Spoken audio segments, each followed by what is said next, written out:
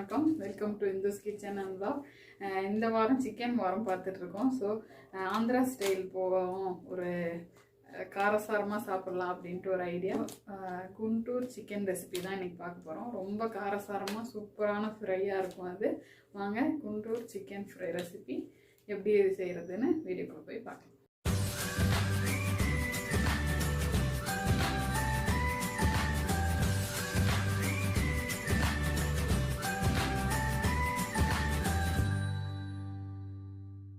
Guntur chicken recipe பார்க்க போகிறோம். அதுக்கு தேவையான பொருட்கள் பார்த்தோம். இப்போ எப்படி மேரினேட் பண்ணுறதுன்னு பார்த்துருவோம். சிக்கன் வந்து நல்லா சின்ன சின்ன பீஸாக நான் கட் பண்ணி போட்டிருக்கேன். நீங்கள் உங்களோட இஷ்டம்தான். இப்போ நீங்கள் பெரிய பீஸாக கூட நீங்கள் வந்து இதில் போட்டுக்கலாம். சிக்கனில் நான் ஒரு அரை பழம் வந்து லெமன் ஜூஸ் எடுத்து வச்சுருக்கேன். ஸோ அந்த அரை பழம் லெமன் ஜூஸ் ஊற்றிக்கலாம். இந்த சிக்கனுக்கு தேவையான அளவு உப்பு,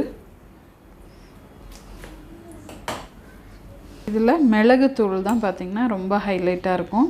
ஸோ மிளகுத்தூள் நம்ம காரத்துக்கு தகுந்தாப்பில் போட்டுக்கலாம். ஆந்திரா சைடுனாவே பார்த்திங்கன்னா காரம்தான். ஸோ நான் காரமாக தான் செய்கிறேன்.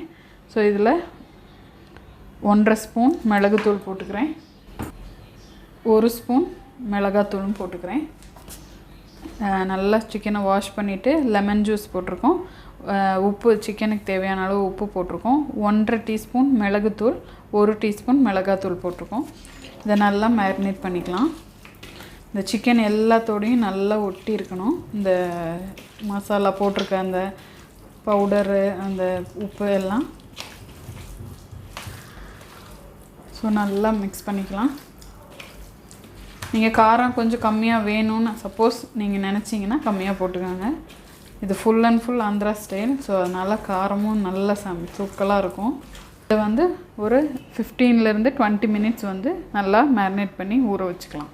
ஸோ இப்போ குண்டூர் சிக்கனுக்கு நம்ம மேரினேட் பண்ண இந்த சிக்கன் வந்து சூப்பராக மேரினேஷன் ஆகிடுச்சு பாருங்கள். சூப்பராக மேரினேட் ஆகிடுச்சு. இதை வந்து ஒரு சட்டிலேயோ இல்லை பேன்லேயோ எண்ணெய் நிறைய ஊற்றி நம்ம ஃப்ரை பண்ணக்கூடாது. ஜஸ்ட்டு ஷாலோ ஃப்ரைன்னு சொல்லுவாங்க பாருங்கள், கொஞ்சமாக எண்ணெய் ஊற்றி பொரிக்கணும்னு. ஸோ அது மாதிரி நம்ம பொரிக்க போகிறோம். ஸோ இப்போ ஒரு கடாயில் எண்ணெய் ஊற்றிருக்கேன். இதில் இந்த மேரினேஷன் பண்ண சிக்கனை போட்டு போகிறேன்.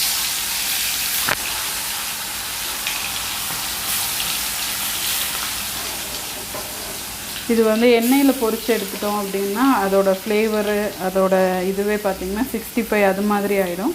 ஸோ இதில் நான் சட்டி வச்சுருக்கறனால எண்ணெய் அப்படி கொஞ்சமாக அப்படி எண்ணெய் ஊற்றி நிறைய சிக்கன் போட்டிருக்கேன். ஸோ ஜஸ்ட் ஷாலோ ஃப்ரை மாதிரி. நீங்கள் பேன் வச்சிங்கன்னா இன்னும் கூட கம்மியாக எண்ணெய் யூஸ் பண்ணிக்கலாம். வச்சுட்டு நம்ம திருப்பி விட்டுக்கலாம். மீடியமில் இருக்கட்டும், ஃபுல்லாக வைக்க வேணாம். ஏன்னா நம்ம மிளகுத்தூள் வந்து நிறைய போட்டிருக்கோம். ஸோ அதோட மிளகு ரொம்ப நேரம் அப்படி ஃபுல்லுலையோ ரொம்ப அடுப்பில் தீலையோ ரொம்ப நேரம் இருந்தாலும் அந்த மிளகுக்குன்னு ஒரு கசப்பு தன்மை இருக்கும், அது வந்துடும். எண்ணெய் பாருங்கள், கொஞ்சோண்டு தான் நான் ஊற்றிருக்கேன், ஆனால் நிறைய பீஸ் போட்டிருக்கேன். ஸோ அந்த ஷாலோ ஃப்ரை அப்படிங்கிறனால நல்லா குக் ஆயிடுச்சு. நல்லா அதோட சாஃப்ட்னஸும் சிக்கன் வந்து ஜூஸியாக சாஃப்டாக அப்படி இருக்குது. நீங்கள் ஒரு 5 நிமிஷத்துக்கு மேலே ரொம்ப நேரம் இது மாதிரி ஃப்ரை பண்ணுறது, எண்ணெயில் போட்டு எடுக்கிறது சிக்கன் பண்ணிங்கன்னா சிக்கன் ரஃப் ஆகிடும். அதோட ஜூஸினஸ், அதோட சாஃப்ட்னஸ்ஸே இருக்காது. ஸோ ரெடி ஆகிடுச்சு. ஸோ இப்போ எடுத்துடலாம். குண்டூர் சிக்கனுக்கு இப்போ சிக்கன் எல்லாத்தையும் பொரித்து ரெடியாக வச்சாச்சு. சும்மா லைட்டாக சாட்டேட் பண்ணோம், அவ்வளோதான். ஒரு கடாயில் ஒரு 2 ஸ்பூன் எண்ணெய் ஊற்றிருக்கேன். ஊற்றிட்டு பூண்டு வந்து நல்லா சின்ன சின்னதாக கட் பண்ணி வச்சுருக்கேன். போட்டு நல்லா ஃப்ரை பண்ணிக்கலாம். அந்த பூண்டோட அந்த வாசனை வந்து வரணும், அது வரைக்கும் நல்லா ஃப்ரை பண்ணிக்கலாம். கொஞ்சம் கருவேப்பிலை, 10-12 வரமிளகா போட்டுக்கலாம். சிம்மில் வச்சுருக்கோம். வரமிளகா போட்டோன்னா இல்லாட்டி ரொம்ப கருகிடும். ஒரு வெங்காயம் வந்து குட்டி குட்டியாக கட் பண்ணி வச்சுருக்கேன். வெங்காயத்தையும் போட்டுக்கலாம். போட்டு நல்லா வதக்கிக்கலாம். வெங்காயம் வதங்கிறதுக்கு தேவையான அளவு உப்பு போட்டுக்கணும். ஸோ வெங்காயம் போட்டதுக்கப்புறம் கொஞ்சம் மீடியமில் வச்சுக்கலாம். ஸோ வெங்காயம் நல்லா வதங்கிருச்சு. இதில் நம்ம காரத்துக்கு தகுந்தாப்பில் மிளகாத்தூள் வந்து போட்டுக்கலாம். நான் வந்து ஒரு ஸ்பூன் கிட்ட மிளகாத்தூள் போடுறேன். டார்க் சோயா சாஸ் வந்து ஒரு 2 ஸ்பூன் ஊற்றுறேன். Chilli sauce 1 spoon, tomato sauce 1 spoon போட்டு நல்லா ஃப்ரை பண்ணிக்கலாம்.